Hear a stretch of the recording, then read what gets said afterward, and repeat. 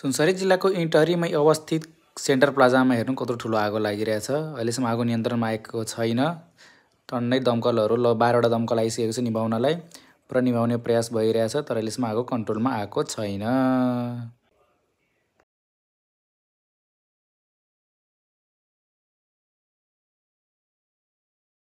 Centre प्लाजामा फँसेको व्यक्तिहरूको उद्धार हेलिकप्टर मार्फत गरिरहेको छ अनि आगो नियन्त्रणको लागि 10-12वटा जति दमकल आइसकेको छ निभाउनलाई।